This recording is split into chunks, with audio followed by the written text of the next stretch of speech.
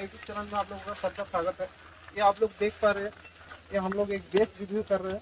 ये pope professional का base है। आप लोग सब ने इस कंपनी का नाम सुना ही है। ये आपका पोप का LD810B मॉडल है। ये आपका 12 से 12 करके पास स्पीकर है। 2400 वाट इसका कंटिन्यूस पावर है। 48 वाट इसका पीक पावर है। ये आप लोग देख पा रहे हैं। इसका टोटल ये हम लोगों का 2 बेस है।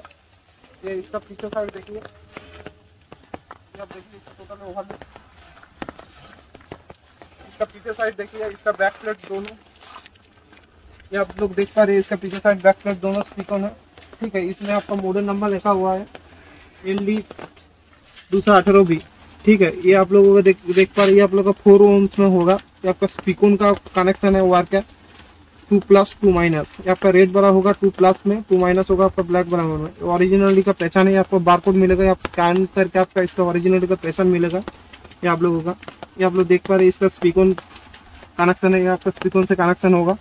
चलिए आप लोग देख लेते हैं इसका टेस्टिंग। ये आप लोग देख पा रहे हैं, इसका जो पेन फिनिशिंग है बहुत ही बढ़िया है। ये आप लोग ये वाटरप्रूफ पेन फिनिशिंग है। बारिश पड़ रहा है, ठीक है, कुछ भी नहीं हो रहा है। आप लोग देख लीजिए, एकदम टोटल सही है, ठीक है। चलिए इसका टेस्टिंग आप लोग देख लेते हैं।